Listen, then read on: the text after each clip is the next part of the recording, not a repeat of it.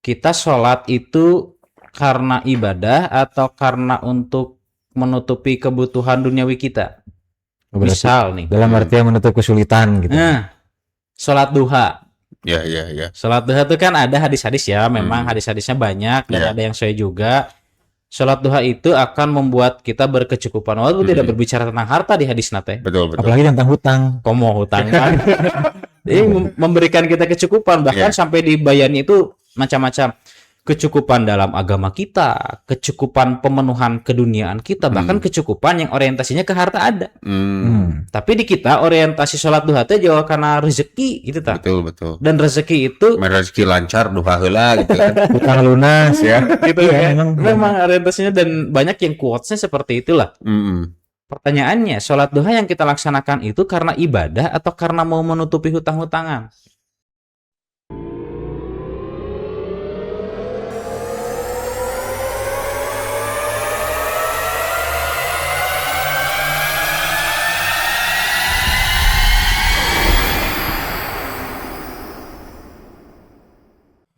Alhamdulillah syukurillah. Asyhadu alla ilaha illallah wahdahu la syarikalah. Wa asyhadu anna Muhammadan abduhu wa rasuluh amma ba'du. Hadirin teman-teman, alhamdulillah kita bisa bertemu kembali. Masih diberi kesempatan dan juga kesehatan oleh Allah Subhanahu wa taala untuk tetap sharing ilmu. Ya, di mana lagi kalau bukan di acara ngopi bari Tabayun 2.0. Jadi kita insya Allah seperti biasa akan sharing, akan membahas fenomena-fenomena, hal-hal yang mungkin sedang viral pada saat ini ya. Yeah. Seperti biasa saya ditemani oleh Kang Ustadz Jihad. Sehat Kang Ustadz? Alhamdulillah, khair. Agak batuk-batuk tipis lah. Batuk tipis. Temen menuju usumnya ini. Lagi musimnya. Lagi musimnya. Dan juga Kang Ustadz Iqmal, sehat Kang Ustadz? Alhamdulillah. Terus ya sembuh ya nama? Tipis-tipis batuk. Sales mana atau saya? Kalau kerja batuk-batuk tipis. Oh. Saya tipis-tipis batuk.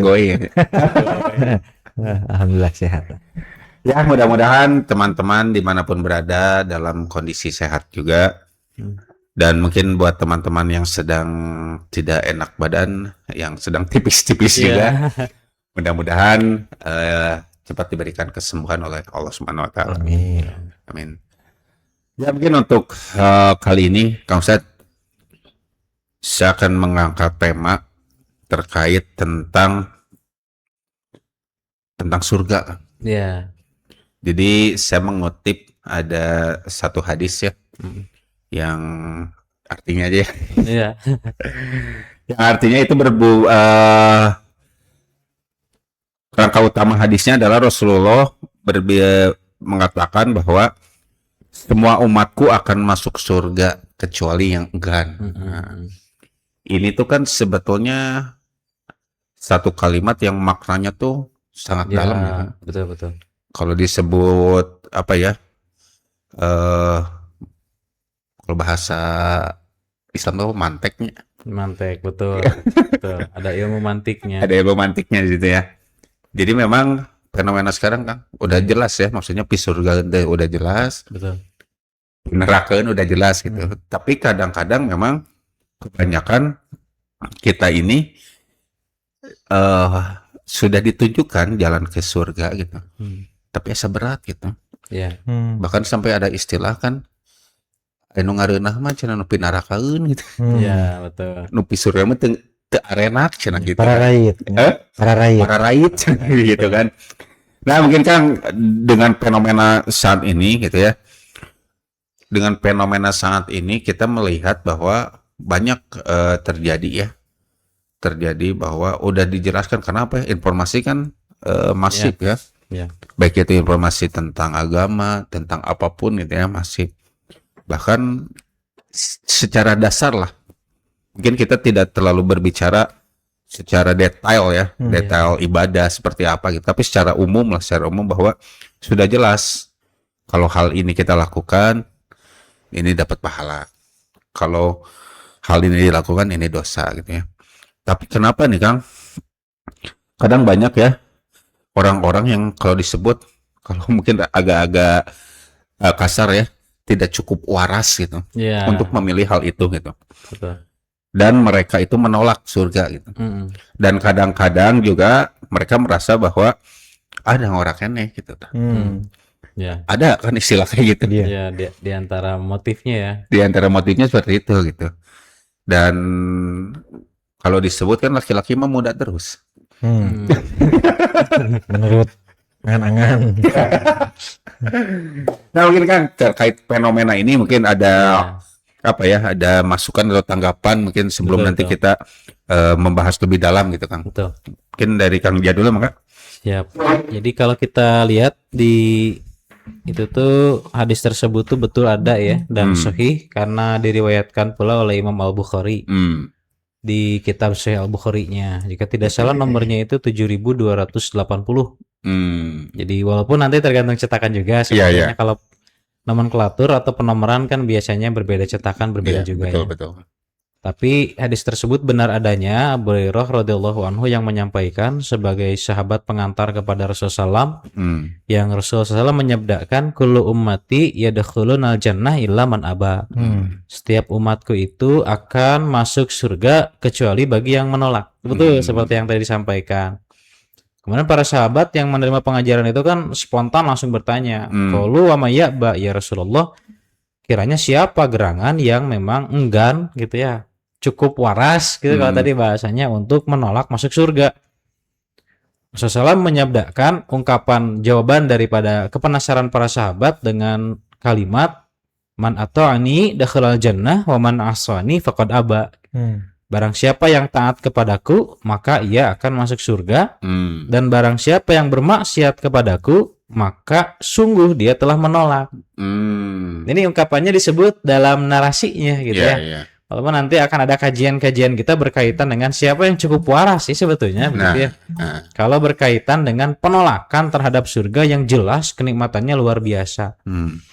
Nah, ini tuh sebuah fenomena yang tadi sebetulnya kalau kita pukul rata barangkali tetap harus ada indikator yang tegas begitu ya. Betul. Umpamanya apakah kita bisa menggiring opini bahwa mohon maaf nih misalkan kemaksiatan yang terjadi pada orang muslim ataupun bahkan orang nonis sekalipun karena mereka sudah tahu dasar ini atau mereka memang belum tahu. Kita asumsikan ihtimalatnya sudah tahu dibanding tidak tahu. Alasannya kan tadi era informasi sekarang masih. Iya. Betul. Kemudian dengan masifnya perkembangan digitalisasi gitu, orang kan rebahan pun bisa dapat informasi gitu. Iya. Ketika dulu harus sengaja rihlah 3 bulan, 4 bulan hanya untuk dapat satu hadis, satu informasi. Betul gitu ya. Makanya kita berasumsi bahwa kurang lebih dengan mudahnya informasi yang disampaikan, dengan banyak terlibatnya asatidzah memanfaatkan potensi digital untuk kemampuan dakwah gitu ya. Untuk kebutuhan dakwah kan sekarang banyak ya. Betul, betul. Jadi kita berasumsi bahwa orang mayoritas lebih tahu dibanding mungkin di luar sana ada yang belum tahu juga. Dan fakta yang tadi disebutkan bahwa manusia sudah ditunjukkan oleh Allah Subhanahu wa taala mana pi surgaeun, mana pi nerakaeun. Kan itu sudah juga. Dan itu bahkan termaktub dalam Quran surah Al-Insan. A'udzubillahi minasyaitonirrajim. Inna hadainahus sabil imma syakira wa imma kafura. Sesungguhnya kami telah menunjukkan kepada manusia as-sabil, jalan. Dan tafsir para ulama yang disebut as-sabil itu 2. Sabilul hidayah dan sabilud dolalah. Jadi jalan menuju hidayah sudah Allah ajarkan, tunjukkan kepada kita, dan jalan menuju kesesatan pun Allah tunjukkan kepada kita. Makanya fenomena bahwa manusia tahu amal-amal ini pi surgaeun begitu ya. Amal-amal ini adalah menggiring manusia ke surga akhirnya, dan amal-amal ini menggiring manusia ke kesesatan, ke neraka. Itu manusia sudah tahu sebetulnya. Ini indikator yang kuat berdasarkan dalil Qur'ani gitu. Yang menunjukkan bukannya kita terlalu berhusnudzon yang lebih pada porsinya begitu ya. Misalkan jadi oversangkaan gitu. Tapi kita berasumsi berdasarkan dalil nakli dan dalil akli begitu 2. Nah, sehingga apabila kita lihat secara eksplisit mungkin tidak ada ya rasa-rasanya orang yang dengan sengaja menolak gitu. Saya nggak mau ke surga. Betul. Lagian ke surga mah da meureun pasti saya mah mempengaruh keneh kan tadi kan dengan asumsi-asumsi. Kita kan masih muda, manfaatkan masa muda dengan bermaksiat, Berhura-hura. berhura-hura Iya. dan lain sebagainya, have fun, healing. Wah, Padel. Padahal dengan dasar di agama Wah, iya. bagi kita kan kesehatan kan gitu. olahraga, refreshing. Makanya urusan dunia apapun selama niatnya ibadah kan bisa merefresh kita ya. Betul. Ya. Sebagaimana halnya Rasulullah SAW dengan memanah, sibahah, berenang mungkin ya. Berkuda. Kemudian ya. berkuda juga begitu ya. Dan sahabat-sahabat melakukan itu selain dari bentuk riyadhiyah atau olahraga, ini pun mau tidak mau merefresh. Mungkin dalam hati kita kan kadang-kadang selalu ada titik jenuhnya ya. Betul kan. Itu tuh manusiawi sekali gitulah. Manusiawi, sangat manusiawi. Sangat manusiawi, makanya baguslah olahraga seperti itu. Paling tadi catatannya, kalau secara eksplisit dan realistis manusia menyatakan bahwa mereka menolak masuk surga, sepertinya ini agak mustahil ya. Betul. Bahkan kita lihat di surat apa tuh yang Al-Baqarah tentang orang-orang Yahudi Nasrani gini masuk surga teh. Yang menginginkan gitu ya. Ya, 111 itu ya. iya ayat nanti kemana teh? Lang tamasanan nar itu kan. Bukan. Yang satu lagi tuh la yadkhulul jannata Oh, iya. illa man kana hudan aw nasara tilka amaniyuhum Iya, iya. malayah gitu ya. Jadi itu firman Allah Subhanahu wa taala bahwa orang-orang Yahudi pernah berikrar bahwa tidak akan masuk surga kecuali orang Yahudi dan Nasrani. Tapi oleh Allah dibantah, itu mah angan-angan mereka saja gitu. Tapi paling tidak fakta yang bersumber dari manusia sendiri menyatakan mereka pun ingin loh masuk surga gitu. Betul. Bahkan yang tadi 11 ya yang Sadik mah lang tamassanan nar illa ayyam ma'dudat. Kalaupun kami masuk neraka lah paling cuman berapa hari doang gitu. Kita kan spesial, penyerangan dalam gitu kata mereka. Karena mungkin asumsinya agama samawi ya seolah merasa jadi lebih utama walaupun sedang melanggar sumber yang menurunkan agama samawi itu. Sehingga mereka asumsinya gitu. Satu, mereka pasti masuk surga. Dua, kalaupun ke neraka paling cuma beberapa sebentar lah ya dalam asumsi mereka. Nah, itu menunjukkan secara eksplisit artinya apalagi orang Islam atau gitu. Jadi kalau menolak secara tegas bahwa tidak masuk surga, enggan masuk surga itu barangkali akan rada mustahil begitu ya. Makanya ini adalah penolakan secara implisit. Di mana ungkapan ilaman aba ini adalah pertanyaan retoris sebetulnya. Jadi secara narasi menunjukkan penolakan tapi dibuktikan yang tadi di narasi akhirnya waman asoni faqad aba, itu indikatornya. Kalau bermaksiat kepadaku, nah itulah yang dia enggan menolak untuk masuk surga. Jadi kalau Jawabannya ya itu betul, jawabannya. betul. Jadi kalau secara terang-terangan barangkali tidak begitu ya. Tapi secara pelaksanaan amal, Ya. dia menunjukkan bahwa dia sedang menolak untuk masuk surga.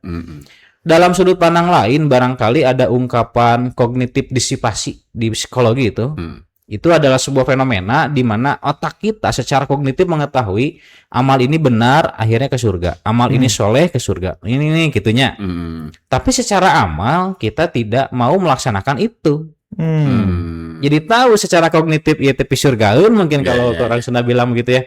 Tapi amalnya enggan untuk dilaksanakan. Nah, yang seperti itulah konsep illa man aba secara implisit. Jadi itu barangkali lah dari yang bisa disampaikan dulu. Ya. Mungkin dari Kang Iqbal. Cukup sih segitu juga. Sudah lebih dari cukup. Cuman saya ingin menambahkan sedikit lah ya. Iya. Perihal keunikan maksudnya. Ustazah tadi sudah menggiring pertanyaannya kemudian dengan jawabannya. Yaitu demikianlah orang-orang yang dimaksud aba di situ ya, yang enggan, Betul. alias yang sudah tahu secara kognitif tapi dikhianati secara amal gitu. Betul, Iya. betul, pengkhianatan. Nah, yang uniknya memang kita sudah melaksanakan salat, kadang di beberapa hadis itu kan ada orang yang datang dengan membawa pahala salat, Betul. saumnya, zakatnya, tapi toh hasil akhir Allah menentukan bahwa engkau tidak punya amal apa-apa. Berarti orang ini sebenarnya melaksanakan yang mana?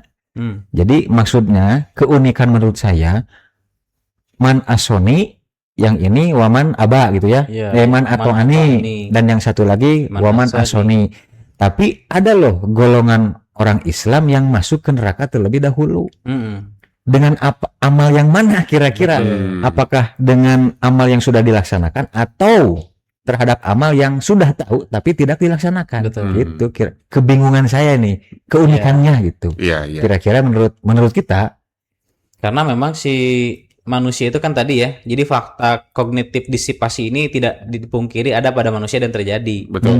Dan ini dalam tatanan psikolog sudah ada kajiannya gitu. ya. Terbukti bahwa tadi manusia sudah tahu secara keilmuan. Katakan saja dalam konteks Sadikmal nih, hablum minallah kita beres, tapi hablum minannas tidak kelar.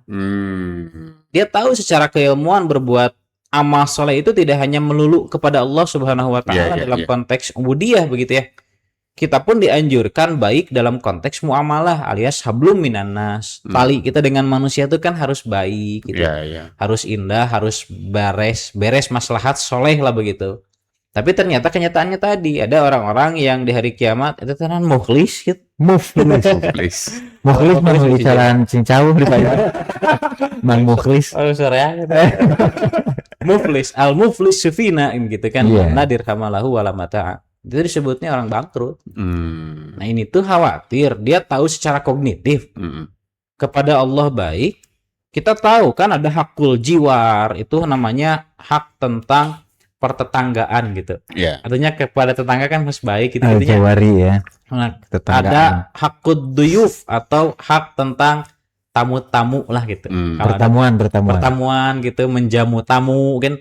Kalau kita ada makanan mungkin yang bisa disuguhkan apa gitu. Kalau kemudian ada tamu, cara kita menghormati mungkin diantaranya dengan tidak mendiamkan, dianggurkan gitu Rasulullah bilang. Kan itu tuh diantara cara takriman gitu ya, memuliakan, menghormati. Itu kan urusannya hablum minannas. Orang tahu secara kognitif bahwa dengan orang bahasa harus baik, cara perlakuan harus baik. Kalau menasihati, nasihat dengan cara yang baik. Ini tuh kadang-kadang tidak diamalkan loh di kenyataannya. Padahal itu nusaroleh unggul kita. Nah ini yang dikhawatirkan. Khawatirnya mereka tahu secara keilmuan kognitif, tapi amalnya mengkhianati pengetahuannya. Ini tuh khawatir tergolong manaba yang tadi. Kenapa? Karena ungkapan asani itu bukan hanya indikatornya kepada yang sifatnya mahdiyah saja. Tapi kan Rasulullah SAW kita melihat budi pekerti beliau begitu ya, akhlak begitu uswah hasanah yang ideal diperlihatkan kepada kita, yang selalu kita tiru, cara memperlakukan tamu, menghormati sahabat. Sahabat secara kedudukan kan tidak lebih tinggi atau paripausna mungkinnya secara kebahasaan, tapi mereka tetap dihormati gitu-gitu lah. Bahkan seberang akidah ya. Seberangan akidah. Dalam urusan akidah seperti paman nabi kan, dalam urusan muamalah hanya biasa gitu. Kalaupun memang dari aspek agama akidah memang bertentangan gitu. Tapi kalau misalkan kita buat satu ringkasan lah, berarti untuk pengertian waman asoni pakod aba ternyata itu pun berlaku bagi yang beramal tapi tidak dengan landasan ikhlas. Yang meninggalkan sudah jelas, itu sudah tegas, itulah yang enggan masuk surga. Ternyata orang yang beramal pun ada potensi untuk kena kepada waman asoni. Ya kan? Betul. Karena kan orang yang bermaksiat itu bukan hanya atas asas ketidaktahuan. Kenapa ada ungkapan al-khoto? Al-khoto itu dalam bahasa Arab itu di kita kesalahan berarti. Nah, salah itu biasanya dasar kognitifnya tahu. Biasanya ya, walaupun ada yang tidak tahu, oh salah, saya tidak tahu gitu salah. Ada yang seperti itu, tapi al-khoto yang biasanya disebut itu karena tahu dulu biasanya.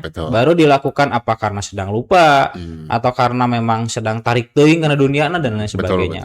Sehingga terjadi kesalahan itu. Nah, ini menunjukkan bahwa potensi asani atau bermaksiat kepada sabda Rasulullah SAW ini berpotensi bagi orang yang sudah tahu secara keilmuan. Jadi bukan berarti untuk melulu orang-orang yang tidak tahu begitu. Kan orang yang tidak tahu berarti aba secara implisit nih menolak enggak. Tapi orang yang bermaksiat kepadaku secara tidak langsung, secara implisit pula, mereka pun sedang bermaksiat dengan pengetahuan. Betul. Jadi kan Kang, memang kan kalau tadi saya mungkin lebih memakai bahasanya adalah dia cukup waras untuk menolak itu. Betul. Berarti kan pada dasarnya dalam konteks ini mungkin dia tahu ya. Dia tahu bahwa mana pisorgaeun, mana pinerakeun gitu ya. Walaupun betul Kang, pada dasarnya kan kalau kita tanya lah, bahkan bukan hanya nanya orang muslim gitu ya. di luar agama Islam pun pasti kalau ditanya mau masuk surga pasti mau kan? Betul. Secara lisan pasti seperti itu. Iya. Tapi ketika prakna gitu ya, ketika itu praknya udah dikasih tahu mau masuk surga mau gitu ya. Tapi masuk surga teh kumaha carana? Kieu carana. Nah, tapi tidak dilakukan. Iya. Kebanyakan seperti itu Betul. kan. Dan memang mungkin kalau pendapat saya ya, ini pendapat saya kadang-kadang memang dia itu bertentangan dengan dunia. Ya. Cinta dunia itu kan. Ada Jalan-jalan cara-caranya itu ya. virus apa? Virus Wahan. Oh, kesusahan betul diantaranya. Ya diantaranya itu kan Iya. ya. Jadi kadang-kadang memang kalau disebut yang kemarin sempat dibahas Kang Iqbal bahwa dosa itu sebetulnya pada dasarnya adalah dunia. Ya. Setan itu menggoda itu ke hal dunia gitu. Iya. Banyak ya urusan di dunia. Kebanyakan urusan dunia gitu ya. Mungkin nanti pun ada juga ya ketika kalau tadi disebut ada apa? Dia beribadah tapi beribadahnya bukan karena Allah gitu ya. Betul. Dan itu pun dunia kan. Maksiat kan itu juga. Iya, kan betul. ya, gitu. Betul. Nah mungkin kan gimana nih kalau misalkan memang sebetulnya kan ya apa alasan-alasan yang memang dia tidak mau itu apakah memang semuanya itu karena dunia? Karena apa? Karena memang kalau disebut kan ada apa? Ada istilah hidup hanya sekali gitu ya. Jangan sok cobaan semua gitu. Padahal kan salahnya. Iya. Hidup mah tiap hari, mati yang sekali mah kan. Gitu. Nah, mungkin gimana Kang kalau misalkan terkait sebetulnya apakah memang betul Dibolehkan, tidak dibenarkan tidak ya gitu. bukan maksudnya gini. Ketika orang yang enggan masuk surga itu kebanyakan adalah orang yang terlalu cinta nih dengan dunia gitu. Hingga akhirnya ya itu teh ya, jalur-jalur ke surganya itu dia tidak jalani gitu. Tapi dia stuck di sini gitu. Ya, Terus-terusan dunianya ya. Jadi gimana nih Kang Jen? Ya. Jadi memang betul ya dalam beberapa konteks orang-orang yang katakan saja enggan gitu ya. Kita sudah bahas yang disebut enggan ini bukan eksplisit melainkan implisit gitu ya. Bukan secara tegas menyatakan dia menolak, tapi amalnya mengkhianati pengetahuannya Betul. atau mengetahui verbalisannya. Iya. Nah, dasarnya memang talazumnya karena memang keduniaan. Kalau urusan ukhrawi barangkali ketika orang sudah berpikir akhirat, insya Allah saya kira ya ada sebuah pergeseran akidah yang tipis barangkali dalam pendapat saya nih. Kita sholat itu karena ibadah atau karena untuk menutupi kebutuhan duniawi kita. Misal nih. Dalam artian menutup kesulitan gitu. Nah, sholat duha. Ya. Sholat duha itu kan ada hadis-hadis ya, memang hadis-hadisnya banyak dan ada yang saya juga. Sholat duha itu akan membuat kita berkecukupan. Walaupun tidak berbicara tentang harta di hadis nate. Betul. Apalagi tentang hutang. Komo hutang kan. Ini memberikan kita kecukupan, bahkan sampai dibayani itu macam-macam. Kecukupan dalam agama kita, kecukupan pemenuhan keduniaan kita, bahkan kecukupan yang orientasinya ke harta ada. Tapi di kita orientasi sholat duha itu jauh karena rezeki gitu tak. Betul. Dan rezeki itu rezeki lancar duha heula gitu kan. Hutang lunas ya. gitu ya. Memang orientasinya dan banyak yang quotes-nya seperti itulah. Pertanyaannya, sholat duha yang kita laksanakan itu karena ibadah atau karena mau menutupi hutang-hutangan? Di kita. Nah, itu kan yang saya mau Kan gitu nih orang. Emang betul kan? Betul. Banyak yang Terkadang kan kita gitu ya. Sholat malam gitu ya kunaon resah cenah kan ayam masalah intinya patah hati. Betul. Terus kalau misalkan banyak hutang duha gitu ya. Iya. Betul kan gitu kayak gitu. Nah, ini tuh sebetulnya sudah ukhrawi nih. Tapi ngegejeling sedikit. Udah sedikit ge ngagejelig. Nah, salahnya eta yang kadang-kadang jarang orang sadar. Coba kalau kita posisikan dulu secara awal. Kan tujuan awal tuh Adzariyat 56 lah. Tujuannya kan ibadah yang pokok. Betul. Amal ukhrawi yang kita laksanakan, tuntutan awalnya karena kita diperintahkan itu, karena kita dianjurkan melaksanakan itu. Kan ada yang wajib, ada yang sunat ya. Betul. Kalau yang sunat tidak berbicara tentang konsep ukubah atau konsekuensi siksaan. Tapi kalau dilaksanakan ya berarti dia dapat pahala gitu. Yang diwajibkan jelas konsekuensi ukubah nih, kalau ditinggalkan berarti berdosa gitu ya. Padahal itu kan ngobrolkeun amal ukhrawi nih. Iya. Amal ukhrawi umpamanya seperti sholat yang mustahab atau dianjurkan seperti sholat duha. Nah, kadang ada ini disposisi akidah dalam Betul. pengertian saya yang tadi. Kalau bagi kita melaksanakan sholat duha itu karena kita tahu ada sunnahnya dari Rasulullah SAW. Bahkan saking jarangnya ada beberapa sahabat sekali Aisyah radhiyallahu anha yang menyatakan sholat duhanya Rasulullah SAW itu hanya sepulang dari safar. Sampai gitu itu saking kujarangnya. Iya. Tapi kan ada persaksian sahabat lain tidak pulang dari safar pun Rasulullah SAW ketika mau ya beliau melaksanakan. Oh berarti tergantung persaksian sahabatnya masing-masing. Tapi paling tidak fakta bahwa sholat duha itu tidak seintens sholat sunat yang lain ini bisa dibenarkan. Tapi di kita kenapa orang sampai dawam sholat duha? Hutang sih. Nah khawatirnya di sana kan. Pinjol. Kenapa khawatirnya kan sampai nyepunten gitunya. Ada orang tua yang bilang, yang cukup harta mah sing rajin sholat duha. Ini ada apa dengan sholat duha? Betul. Nah, jadi kalau tadi pertanyaannya apakah benar godaan-godaan setan, orang-orang yang menolak, katakan tadi ya secara implisit untuk masuk surga itu karena duniawi saja, ada yang karena ukhrawi yang ini. Ini tuh tipis sebetulnya, tapi tipis-tipis pun batuk tadi ya, gitu. Betul. Itu kan sebuah pergeseran. Dan akhirnya ke dunia lagi. Itu yang khawatir. Gening ukhrawi itu jadi dunia. Kenapa? Karena ingin mencukupi hartanya. Kan kalau hutang tertutupi bisa jadi lunas dan sebagainya. Kadang-kadang timbulnya ketaatan seperti sedang beribadah, padahal sieun ditagih hutang, cicing di masjid terus gitu. Betul. Sholat terus. Ditagihnya terus Itu kan realitas dan terjadi gitu. Jadi menurut hemat kami, memang mayoritas duniawi ya. Kalau orang yang asani faqad aba kan ya di sabda Rasulullah tadi, dia bermaksiat kepadaku maka dia menolak. Memang mayoritas duniawi, tapi tidak dipungkiri pula ada yang ukhrawi. Tapi bergeser. Dari tadi ukhrawinya itu dari aspek pergeseran kelurusan niat. Betul. Kalau niat kita yang pokok adalah karena kita diperintah oleh Allah, dipesan oleh Allah untuk melakukan ibadah ini, maka lakukanlah sebagaimana pesanan. Adapun hal-hal yang bersumber faidah atau manfaat daripada sholat duha punya faidah ini, sholat malam punya faidah ini, biarkan itu datang atas kehendak Allah tanpa harus dipinta. Misalkan jadi bonus. Bonus lah, ayo urang mah bonus nu utama. Betul. Nah, ini pergeseran betul. Di kita itu yang menurut saya gitu ya, ini tuh harus kita kembalikan dulu ke posisi awal yang kadang-kadang orang sadarnya terhadap bonusnya dibanding yang gaji pokoknya. Iya.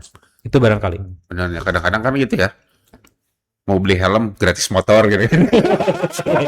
Setiba di mana ayo orang melarian kita cari. Jadi kayak gimana ada ini tanggapan? Ada kepenasaran juga gitu ya.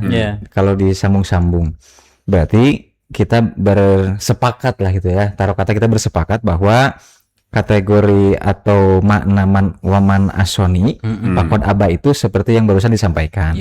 Berarti kita punya kesimpulan bahwa yang dimaksud waman asoani atau waman yang yakba, yang enggan itu adalah orang yang terganggu oleh setan. Ya kan? Ya. Sepakat ya? Sepakat. Bisa. Dalam pengertian yang lain ya. Iya, pengertian yang lain, konteks yang lain. Berarti orang yang terganggu atau tergoda oleh setan, justru mereka itulah yang memang sudah bisa dipastikan gitu ya, secara korina petunjuk bahwa dia itu memang enggan. Nah, ada satu sisi yang memang jarang kita perkuat kembali. Seperti konteks tadi yang disebut dengan ikhlas. Keikhlasan, atau ketika disambungkan dengan bahwa nanti akan datang dari antara umatku gitu ya, yang datang membawa pahala sholat, zakat, tetapi pada akhirnya Allah menghukumi kamu tidak punya amal apa-apa. Oh, bangkrut. Berarti orang yang beramal pun masih berpotensi untuk masuk kategori yang enggan mendapatkan surga. Begitu. Nah, setan akan terus mengganggu kita semua. Ya kan? Betul itu ada ayatnya kan ya. Sedang sholat akan diganggu, bahkan pasti akan terus mengganggu. Sedang zikir diganggu, sedang apa lagi? Pasti akan setan akan masuk ke situ. Cuman setan sudah mendeklarasi sebelum diciptakannya manusia pertama, Nabi Adam gitu ya. Sampai dalam percakapannya, kalau tidak salah dalam surat Shod itu ayat 82. bahwa setan mendeklarasikan bahwa aku ini pasti akan menenggelamkan katanya, menyesatkan manusia-manusia yang engkau akan buat gitu kata setan. Dari celah mana setan berhasil mempengaruhi kita? Yaitu dari semua celah kecuali minhumul mukhlasin. Setan tidak akan tembus, kapok untuk menggoda orang-orang yang ketika melaksanakan, berencana, berbicara dan sebagainya, dasarnya itu keikhlasan. Betul. Berarti untuk berlari dari kategori saya tidak mau surga, yaitu termasuk orang yang Ikhlas. ikhlas. Betul. Saya setuju. Makanya kenapa di satu sudut pandang Sebentar, Kang Pada ngomong kan? Bisa merenung gitu. kopian heula tuh. Apakah termasuk itu? Yang saya khawatirkan tuh gini, karena orang-orang yang mereka tergoda dengan akhirat, kalaupun tadi asumsinya bahwa mereka sedang tergoda oleh setan begitu ya, mereka ini sedang melakukan amal akhirat. Mereka ini berharap bonus daripada amal akhirat ini, yang bonus ini divalidasi oleh hadis. Jadi kalaupun disebut mereka sedang terganggu setan, ada keberatan gitu tapi di sisi lain bisa diiyakan. Kenapa? Mereka sampai melakukan amal ukhrawi ini karena urusan duniawinya loh. Betul. Dasarnya. Utamanya betul. gitu.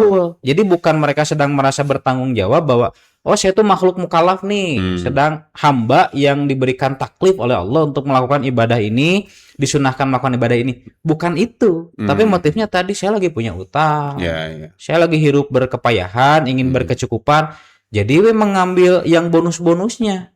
Jadi di satu sisi bisa disebut mereka sedang terganggu oleh setan gitu. Kenapa? Karena barangkali kan tadi ilamin humul mukhlasin kan ya ungkapannya. Jadi setan pun akan merasa jenuh, jemu untuk kemudian mengganggu orang-orang yang ikhlas dalam beribadah. Tapi kenapa kemudian ada orang yang sampai melakukan amal ukhrawi dan mereka mengambil bonus dibanding yang utama? Ini khawatirnya mereka pun sedang kekurangan keikhlasan dalam hati. Sehingga digoda deui gitu oleh setan. Ila ibadaka.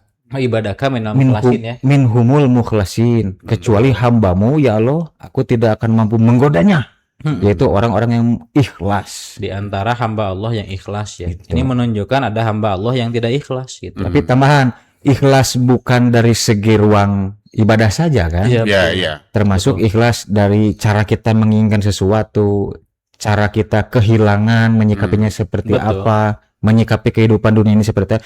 Syaratnya itu ikhlas dan setan tidak akan bisa mengganggu. Seperti Kang Fadil, Sajia dan anak. Ikhlas gak gitu menjalani acara misalkannya dari acara ke acara, ikhlas gak? Nah tantangannya di situ. Betul Kang. Jadi memang betul sih Kang. Saya tadi sedikit merenung.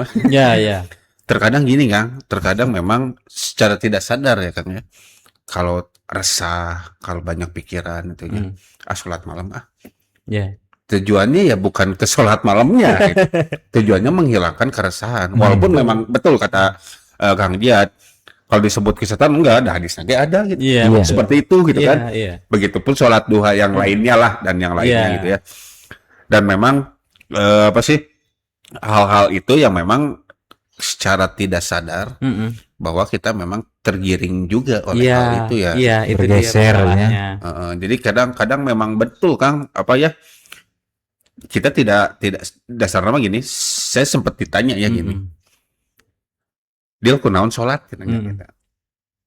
Ya sholatnya kan kewajiban gitu ya. Ya kunaon sholat. Ini pokoknya mah diwajibkan sholat. Sholat cenah beda diperintah kan gitu ya. Berarti kan awalnya itu perintah. Itu. Betul. Jadi kita yang disebut itu kalau disebut kan ibadah itu taatnya. Memenuhi perintahnya kan. Memenuhi perintahnya gitu ya. Jadi lamun teu diparentah dek sholat gitu kan. Ya Kak, bingung. Iya, intinya mah kan sebetulnya itu yang kita utamakan dulu apa? Perintahnya dulu kan. Betul. Perintahnya sholat, sunnahnya dicontohkan sholat sunnah juga, baru ada bonus. Betul itu kan. Tapi gini Kang, kadang-kadang mungkin ada strategi juga ya di dalam situ ya. Ada strategi juga ketika misalkan untuk mencintai sholat, untuk membiasakan sholat gitu ya. Boleh tidak kita mengiming-imingnya ke situ. Nah, ini tuh ini mah bukan mencari kebenaran, dia mah mencari pembenaran. Hadirin, mohon maaf hadirin. Kalau Ustaz Usman bahasanya ya malah nggak mau dalil, nggak dalilan amal. Tapi betul Kang, betul. Iya. Realita ya. Ya, realitanya Satu, seperti itu. ini tuh terjadi dan banyak orang yang dorongannya karena bonus-bonus tadi. Betul. Saya tidak menganggap itu salah. Hanya kalau kita kembalikan ke pokok asal, Betul. kan kita berbicara tentang urusan akhirat yang Ya. notabene itu ibadah mahdiyah nih gitu. Ya. Walaupun ibadah muamalah juga kan yang notabene gue mahdiyah, kita pun sedang ikhlas karena Allah sedang beribadah, pan Betul, kita betul. akhiratin gitu. Ya. Tapi ketika kita berbicara tentang konsep ibadah mahdiyah, kan kita baru melakukan itu jika ada pesanannya, jika ada perintahnya. Kalau nggak ada perintahnya kan kita diam. Betul. Al aslu fil ibadah as-sukut al mamnu. Kita diam. Al butlan. Dilaksanakan batal kalau nggak ada perintah itu nanawanan. Kita pun tidak ada perintah pasti diam nggak bergerak. Datang perintah qimus sholat baru kita bergerak untuk sholat. Itu kan jelas yang tadi itu benar. Tapi pada kenyataannya ada sedikit ketimpangan yang tadi di mana orang melakukan ibadah itu bukan karena pesanan perintah intinya, melainkan karena penyebutan bonus yang disebut secara dalil nakli di hadisnya banyak, apalagi di hadis ya. Kalau seperti tahajud kan memang ada ayatnya khusus tuh. Itu yang menunjukkan betapa tahajud itu lebih utama dibanding sholat sunat yang lain. Bahkan afdolus sholat ba'dal faridoh sholatul lail, seutama-utama sholat setelah sholat yang wajib itu kan sholat malam. Sampai disebut gitu ya, di antara yang sunat itu ini yang kasta tertingginya. Nah, hadis Al-Quran sudah menyebutkan tentang dua konsep. Satu, price-nya ada, dua, punishment-nya ada. Ada thawab, ada iqob. Ada pahalanya, ada siksanya. Itu sudah disebut oleh Al-Quran. Dan strategi motivasi untuk melakukan amal anu barurat deh ini biasanya anu mal anu hampang kemudian di boosting supaya semangat ya. Biasanya yang berat-berat ini akan ada dua gaya yang dihadirkan oleh Allah Subhanahu wa taala ataupun Rasulullah SAW. Satu dengan mengedepankan hadiah. Nah tadi mungkin orang bonus-bonus teh. Atau kalau tidak di boosting dengan ikob tadi siksaan. Mau dapat hadiah nggak? Kalau masih kurang tertarik, lamun tidak dilaksanakan disiksa. Nah ini tuh konsep pendidikan itu bahkan menduplikasi dari konsep Qur'ani sebetulnya. Sebetulnya mah kan Betul. itu. Kan di kita tuh anak-anak geningnya udah diajar. Sok mau dapat hadiah apa? Nanti siapa yang juara satu dapat hadiah ini. Kan itu tuh sebuah boosting motivasi. Kalau nggak dengan hadiah, pokoknya mah anu teu lulus dicalapretan. Kan itu sebuah kesiapan untuk menghadapi siksaan yang orang itu daripada disiksa gitu ya, daripada beri hukuman.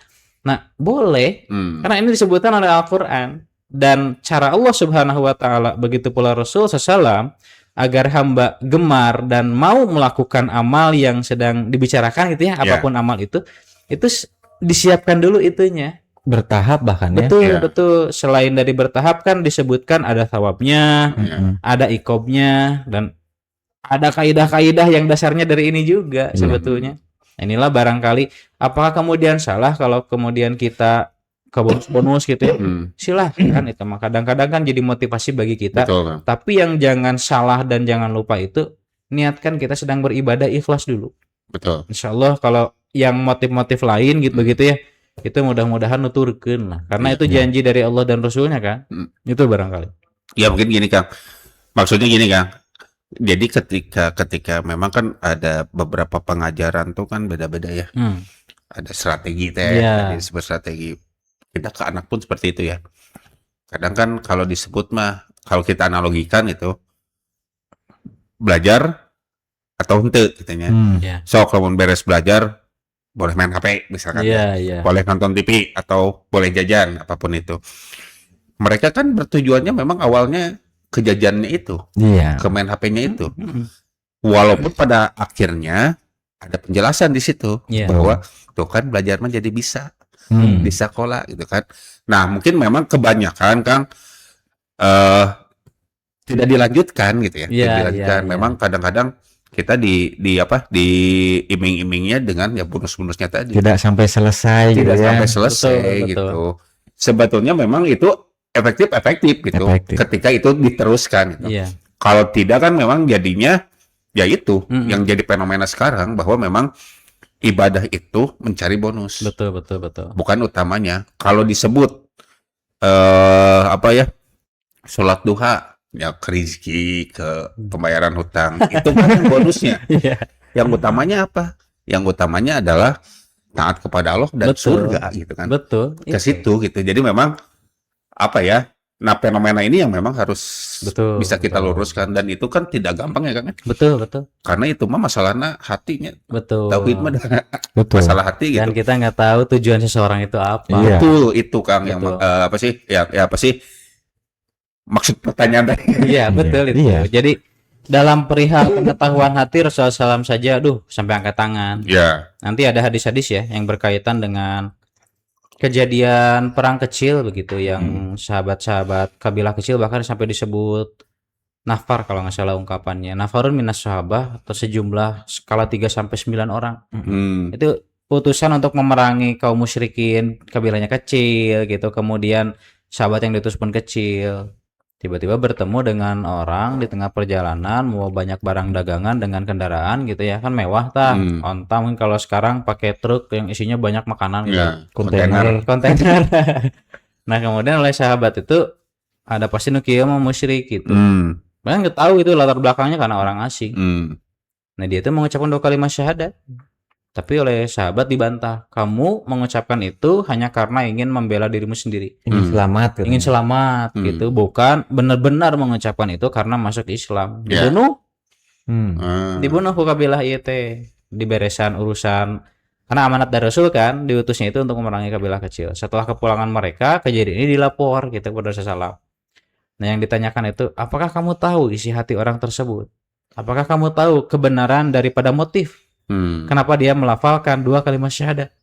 Rasulullah seperti itu pertanyaannya ke sahabat, dan para sahabat hanya diam saja. Apalagi si pelakunya ya, yang saat itu membunuh si orang tersebut. Termasuk nanti di kejadian lain banyak lah. Bahkan Rasulullah SAW saja kalau tidak berdasarkan wahyu, itu beliau tidak bisa justifikasi. Tidak bisa langsung mentahkim, kamu ini, tidak. Betul. Itu mungkin. Mungkin Kak Iqmal ada. Perlu pentaukidan gitu ya. Betul. Bagi kita semua gitu, para hadirin yang di rumah, bahwa sekali lagi mengenai sikap ikhlas gitu ya, keikhlasan itu bukan hanya pada ruang ibadah mahdoh. Betul. Pada ruang ibadah yang memang ruangnya ruang muamalah, dalam berdagang, bekerja di kantor, ibu rumah tangga, segala aspek, bahwa seluruhnya harus dituntut dengan atas asas gitu ya. Betul. Keikhlasan. Jadi keikhlasan ini kunci agar kita ini kuat, tidak tergoda oleh setan. Betul. Dan setan biasanya mengganggu kita semua terhadap hal-hal yang paling disenangi. Bahkan kalau dikaitkan dengan istilah neuropsikologi gitu ya, neuron gitu ya, saraf-saraf manusia itu akan sangat kecanduan terhadap hal-hal yang datang kepada dirinya dalam kondisi kebahagiaan gitu. Betul. Nah setan akan mengganggu di situ. Begitu kiranya. Sekali lagi, bukan hanya pada ruang ibadah. Kalaupun dalam ruang ibadah, berarti DKM masjid, mereka yang paling ikhlas dong. Ya kan? Bukan seberapa banyak sholat wajib kita, bukan seberapa kotor diri kita, justru kita ini dalam segala aspek dan keadaan mesti bersikap ikhlas. Karena ikhlas bukan perihal bukan prestasi, tetapi sebuah proses. Betul, Kang. Jadi bukan sebuah pencapaian keikhlasan itu, tapi merupakan proses yang setiap hari harus berjuangkan. Betul, Kang. Jadi emang pada dasarnya sebetulnya kan kenapa memang ada bonus-bonus yang ya kalau disebutkan itu yang ditawarkan oleh Allah SWT ya. Betul. Dalam beberapa ibadah itu ada bonus-bonus yang memang ditawarkan. Mungkin memang tujuannya adalah nyata teh yang ngadodoho karena memang berat ya Kang ya. Tergampang gitu ya. Betul. Untuk melaksanakan wajib kayak ese gitu ya. Apalagi yang sunnah gitu. Makan dimunculkanlah seperti itu mungkin ya. Betul. Dan memang harus kembali lagi ke keikhlasan itu. Yang tadi. Bahwa keikhlasan namun tema bersihin lantai katanya kayak di buruhan gitu ya. Dainu ikhlas makan nggak bersihan itu tidak seenaknya. Sabersihna gitu saya pakai teh kerjana gitu kan. Bonusnya Ya mangga we kumaha sadipasihan Iya. kan gitu. Iya kan seperti itu. Mungkin secara dikasih terima, Iya. kalaupun tidak piraku. banyak we. Kalau sudah diberi masa ditolak ya. Nah, mungkin kan kalau misalkan nih tadi ya kalau misalkan memang kan kalau yang menolak secara lisan sih kesadaran adalah ya.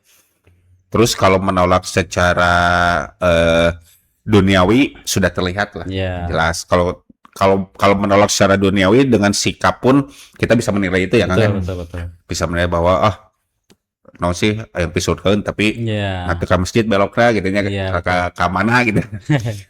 Kalau yang susah itu kan ketika yang memang betul ibadahnya sama gitu ya. Terlihat memang jalurnya adalah di akhirateun gitu ya. Tapi ternyata kan ada hal yang sebetulnya tidak bisa kita judge juga ya. Betul. Masalahnya di sana. Masalahnya di sana gitu. Cuman memang itu balik lagi kita bertanya kepada diri kita sendiri gitu. Apakah ini memang kita itu beribadah untuk masuk surga atau untuk bonus-bonus tadi gitu. Betul. Gitu kan ya.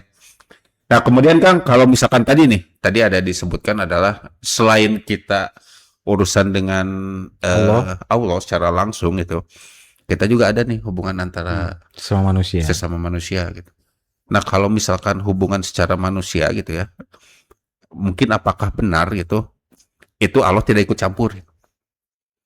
Misal saya punya hutang nih, punya hutang ke Akang, tapi saya istilahnya mah tengah beresan, tidak mau membayar, tapi terus saya ibadah ya Allah, dosa ieu teh pangleungitkeun lah gitu ya. Apakah memang tidak bisa seperti itu? Kalau misalkan ada sakit hati harus ada penjelasan atau apa gitu ya? Apakah memang kalau hablum minanas memang harus dibereskan dengan sesama manusia lagi gitu, atau cukup dengan tobat kepada Allah? Nah, gitu. Itu ada kajiannya itu. Jadi ketika saya baca tafsir tentang At-Tahrim ayat 6 itu ya, tentang orang-orang yang beriman yang ketika mereka bertaubat itu taubatan nasuha teh ya. Nah, mereka banyak pendapat gitu ya, diantaranya di tafsir Al-Qurtubi atau Al-Jami' li Ahkamil Quran yang mengutip hampir sekitar 60 pendapat apa yang disebut dengan taubatan nasuha. Tapi yang menurut kami paling komprehensif gitu ya, yang paling mencakup dari sekian pendapat itu 4. Yang satu itu dia menghadirkan penyesalan karena at-taubah an-nadamah. Kalau taubat itu kan harus ada penyesalan duluan. Yang kedua ayyuqli'a anidhanbi, mengosongkan diri dari dosa. Alias dosa yang pernah dilakukan kan karena taubat tapi deui waduk teh atau gitu ya, berarti tempat sambal. Kemudian yang ketiga wa ayya'mala amalan sholihan fil mustaqbal, di masa depan dia melakukan amal yang soleh. Tapi ternyata ada komponen yang penting yang satu lagi jarang disebut oleh ulama-ulama lain, dan itu baru diungkap oleh Imam An-Nawawi seingat saya tuh. Itu wa ayyarji'a lihaqqil adami yalladzi tu'khadhu, mengembalikan hak adami yang pernah diambil. Itu. Hak adami itu ini. Kan anak Adam ya kita ya anak Adam manusia begitu ya. Itu punya 3 yang dihormati, terhormat diangkat oleh Allah. 1 harta, 2 darah, 3 kehormatan. Hadisnya inna dima'akum wa amalakum wa aradukum haramun alaikum bil batil. Haramun dalam 2 konteks. 1, tidak boleh diambil kecuali dengan cara yang halal, lawan haram gitunya biasa. Atau haramun ini dalam arti mulia. Karena yang disebut dengan hurmah, haramun itu adalah kemuliaan. Masjidil haram. Masjid yang haram tidak bolehkan atau apa? Nah, haram di sini artinya mulia gitu. Dimuliakan. Betul, masjid yang dimuliakan. Makanya kalau kita pernah mendapatkan harta dengan cara yang tidak hak, ini harus kita beresan heula jeung manusia mah. Kalau kita pernah menumpahkan darah seseorang, cara kita mengembalikan hak adaminya seperti apa? Udah dibalikeun negatif nama barangkali susah gitu ya. Paling kita meminta maaf dan sebagainya sampai dia memaafkan. Atau yang ketiga kehormatan. Kehormatan itu kan 2 yang disebut dengan aurat ya. Ada aurat hissiyah, ada aurat ma'nawiyah. Ada kehormatan yang notabene kaitan dengan fisiologis tubuh manusia. Ada kaitan yang notabene nanti dengan maknawi alias kehormatan saja. Nama gitu ya. Nama. Kalau di kita mungkin orang dihinakan lah gitu. Harkat derajat martabat. Itunya direndahkan di depan orang banyak. Dikambing hitam kan. Dikuliti lah kan gitunya, dibulucunan kalau orang Sunda bilang tuh. Ditelanjangi tapi bukan fisiknya, melainkan kehormatan mentalnya. Betul. Ini tuh kan sebetulnya hurmah yang tidak boleh direnggut. Harga diri. Harga diri ya. Ketika orang menghinakan, ini harus dibalikkan deui gitu. Ini namanya ayarji'a li haqqil adami alladzi itu yang pernah diambil. Makanya untuk terpenuhi taubatan nasuha itu yang 4 tadi. Dan yang satunya ini yang penting. Makanya kalau urusan dengan manusia tidak bisa langsung dengan Allah saja. Ya Allah, saya ampuni dosa saya yang saya bermaksiat ke orang ini, itu saya tidak mau mengembalikan utang, mudah-mudahan diampura oleh Allah. Tidak cukup dengan itu. Urusan manusia mah bahkan kan nanti hadis tentang muflis teh gedenya. Kan penangguhan di akhirat penyelesaiannya ada. Iya. Tahkim di Allah gitu ya. Ketika urusannya tidak selesai dan penyelesaiannya harus di akhirat, tak kabur rawat gitu. Berarti Allah yang akan menyelesaikan yang jadi hakim bagi dua orang ini. Kalau tidak keburu selesai gitu ya, nanti yang didolim akan diambil keburukan-keburukannya, tapi yang pertama tuh dari yang pendolimnya ya, yang diambil kebaikan tuh khudhu minhu hasanatahu, kebaikannya akan diambil, wa tukhudhu minhu sayyi'atuh, kalau kebaikan dari orang yang mendolim ternyata habis, diambil oleh keburukan-keburukan yang didolim. Ini tuh menunjukkan betapa urusan hablum minan nas itu harus selesai juga. Betul, Kak. Kadang-kadang kan di kita asal sholat seperti sudah menjadi yang paling taat gitu. Bukan kadang, itu lebih banyak bahkan itu. Ya, banyak kejadiannya begitu ya. Sampai berani menyalahkan, kamu tidak sholat bari dengan cara-cara yang kasar, dengan bahasa-bahasa yang kasar. Itu harga diri ya. Itu harga diri ya. Dan itu harus dikembalikan. Betul. Apakah cukup dengan sholat si orang ini yang taat kepada Allah berjamaah 5 waktu, sholat sunatnya? Adzan tuh. Adzan. Ada hilap adzan. Apakah kemudian ini jadi selesai? Nah, khawatirnya tetap hak adami yang tidak dibereskan ini tidak akan selesai. Betul. Dan bisa jadi si orang yang didolimi tadi, guys, kumacek Allah di akhirat. Kan ada yang seperti itu. Kayak ditagih di akhirat. Sampai ada yang seperti itu. Bahkan saya ingat saya itu pernah ditanya oleh jamaah, boleh tidak saya menagih janji Rasulullah SAW kepada hambanya? Apa itu? Ya pakai eta gitu. Saya memaafkan, karena saya digimanain gitu. Saya tahu saya tidak sedang melakukan kesalahan, tapi saya dicaci maki. Ken saja gitu ya, saya biarkan saja. Tapi saya tidak memaafkan. Hanya saya merasa bahwa timbangan kesalahan saya tidak sebanyak keburukan saya. Arek lagi nanti ditulis nah. Jadi gitu dan itu realitas. Itu teh bakating ku amek itu teh. Bakatingnya mungkin sampai ada yang enggan memaafkan gitu ya, sampai kena ditagih di akhirat gitu. Berarti tidak terbayang ya, kan itu urusan utang piutang. Apalagi kalau urusan seseorang yang korupsi, yang meringkus banyak hak-hak manusia. Betul, yang entah milik siapa deh kok. Nauzubillah. Makanya mengembalikan itu doang. Jadi mengembalikannya harus kepada siapa? Harus kemana? Padahal orang-orang ini nanti akan menjerit bahwa ada di antara harta saya yang diambil oleh orang itu. Saya didolimi oleh orang itu. Nah, itu penangguhan di akhirat khawatir seperti itu. Berarti itulah makna ikhlas dalam selain ruang ibadah makhluk. Betul. Dijadikan sebagai jabatan anu. Kalau dirinya ikhlas, dia akan dilindungi oleh Allah dari perbuatan misalkan korupsi. Kenapa orang itu korupsi? Karena dirinya sudah dipastikan tidak ikhlas. Betul. Ada juga tapi yang amanah nih. Tetapi belum tentu yang amanah pun atas dasar keikhlasan. Mungkin saja karena takut di penjara, takut apa-apa. Nah, bonus-bonus teh. Bonus-bonus itu seperti itu. Betul, Kang. Ya mungkin Kang karena Kang Najmi sudah ngasih aba-aba. Sudah berkode ya. Ini terakhir nih Kang. Iya. Jadi saran-saran ya untuk memang kita bisa tetap tidak jadi umat yang enggan masuk yang hilang kewarasan gitu ya. Yang hilang kewarasan untuk memilih enggan gitu ya. Betul. Nah, kita harus seperti apa mungkin ya. Kalau tadi kan secara utama mah yang enggak yang terlihat duniawi yang enggak mah itu sudah terlihat gitu ya. Tapi yang lain-lainnya harus seperti apa nih Kang? Tadi mungkin ya kalau kita tarik di dalam perbincangan kita itu sudah terkandung saran-saran barangkali ya, poin-poin atau tips yang menunjukkan bagaimana caranya agar kita tetap semangat sebetulnya ya dalam menjalankan ibadah karena tahu secara kognitif bahwa ini amal-amal yang menggiring kita kepada surga ya. Jadi yang tadi barangkali dari Ustaz Iqmal itu sudah tegas, ikhlas itu jadi pion utama, hal utama dalam diterimanya ibadah, bahkan sampai seperti Imam Ibnu Katsir kan menetapkan agar ibadah kita secara optimis di pertimbangan manusia ya bisa diterima itu kan satu ikhlas, dua muwafaqah lis sunnatin nabawiyah. Harus berkesesuaian secara praktis dengan sunnah Nabi Muhammad SAW. Itu sampai dijadikan syarat terimanya ibadah loh. Gitu. Ini menunjukkan kalau kehilangan ikhlas walaupun prakteknya benar, itu seperti orang yang jahil kata. Kalau orang yang ikhlas tapi prakteknya nggak benar, itu pun seperti orang-orang di zaman dulu itu yang mereka tahu tujuannya benar tapi kehilangan panutan harus seperti apa. Makanya dua-dua ini harus tetap terpenuhi. Jadi kalau kita baca barangkali ikhlas itu nomor satu tetap ya dalam pelaksanaan. Yang kedua, kita harus ingat bahwa apa-apa yang Allah sajikan dalam bentuk thawab mungkin gitu ya. Kalau di kita mungkin ini bonus tadi pahala, kemudian nanti ada yang bentuknya iqab siksaan gitu ya.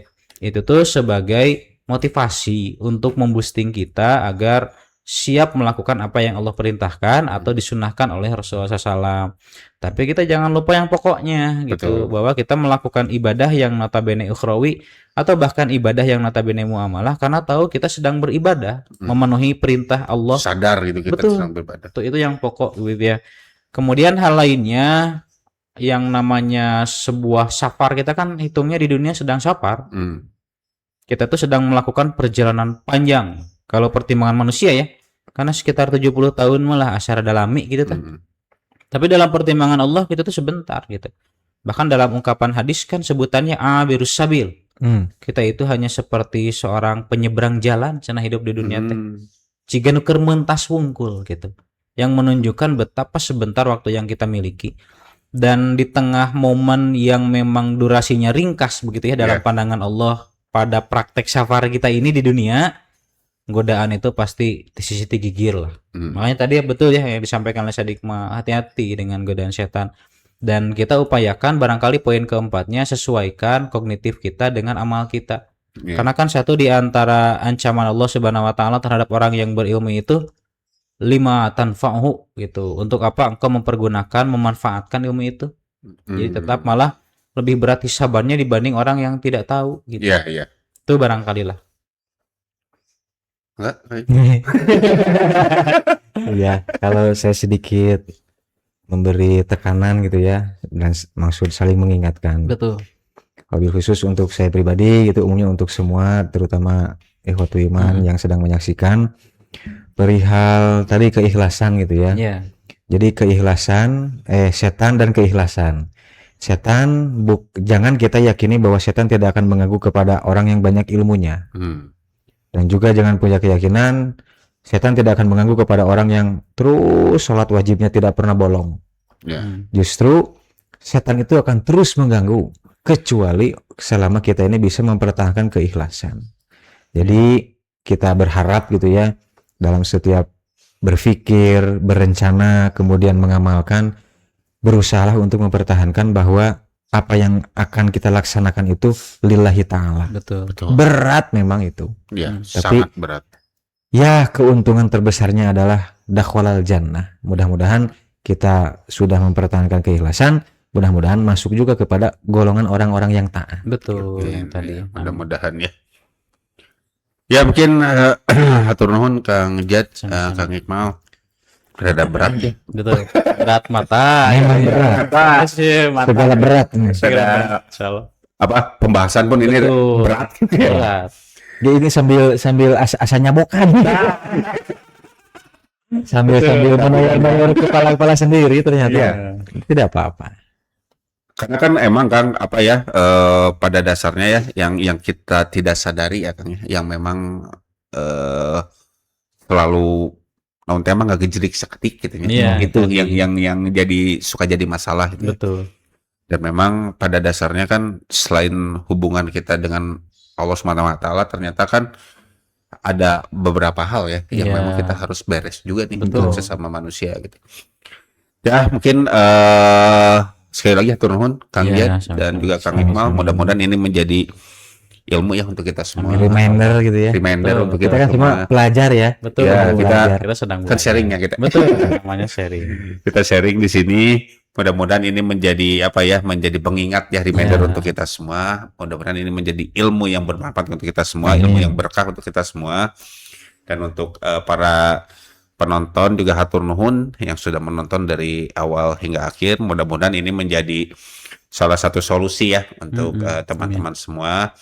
Kalaupun ada yang memang tidak sesuai Betul. ataupun memang kurang sesuai, kita siap untuk menerima Iya. hal itu, dan kita siap untuk membahas hal-hal yang memang ya namanya juga sharing ya kan. Ya, betul. Namanya juga sharing, kita di sini berdiskusi. Insya Allah kita akan terima dengan lapang dada. Iya. Ya, untuk teman-teman Iwatul Iman yang mau umroh di bulan September, di umroh awal musim dialog Islam ya, ini di bulan September tahun 2026, insya Allah kita akan ada keberangkatan di awal ya Kang Jed ya. Insyaallah awal. Insya Allah di awal September. Yang mau bergabung boleh langsung bisa ada kontaknya di sini. Nanti mungkin ya Kang Najmi ada kontaknya, Betul. atau misalkan bisa langsung juga ke kantor kami di Jalan Muhammad Ramdan nomor 49A Bandung, atau bisa ke Gemuruh juga bisa ya. Betul, Bisa. Bisa ke Gemuruh tuh di Jalan Gemuruh. 69. Jalan Gemuruh nomor 69 gitu. Atau bisa juga nanti kalau di Pindad ya, Ya, di insya Allah acara sudah, Pindad. sudah diberitakan juga ya di Pindad, di kajian Pindad. Kemudian ke beberapa personal juga sudah mulai juga ya. Bisa mulai ya. Berapa ininya? Ini harganya 29 juta per pax, sudah all in semuanya dengan fasilitas insya Allah hotel bintang 4. Kemudian pesawat-pesawatnya transit ya antara Etihad Emirat. Sudah makan juga, transportasi Mekah Madinah sudah jelas, dan yang pasti ada plusnya itu insya Allah kalau memang ditakdirkan kita akan ke Taif dan juga ke Badar Kang. Ya, Insya mudah-mudahan Allah, ada bonus itu mudah-mudahan. ya. Ya, Tapi jangan bonus itu. diniatkan Taif dan Badarnya ya. Ya, Jadi yang pokok kita umrohnya. nah bonus namanya. Para hadirin ini murah nih, murah. Insyaallah murah ya. Insya Allah mudah-mudahan nanti, dan yang membimbingnya pun langsung dengan Kang Ustadz Jihad Insya dan Allah, juga Kang Ustadz Hayatul. Iya. Insya Allah. Mungkin demikian, yang mau daftar maka langsung saja ke kontak-kontak yang tadi sudah kita Iya, sebutkan. Insyaallah. Dan hatur nuhun juga buat Kang Najmi nih. Kang Najmi berusaha ini solomen. Solo main sedang solo ya. Sedang solo sekarang. Hatur nuhun Kang Najmi.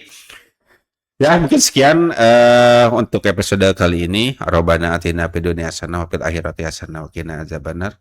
Aqulu qouli hadza wa astaghfirullah li wa lakum. Wassalamualaikum warahmatullahi wabarakatuh.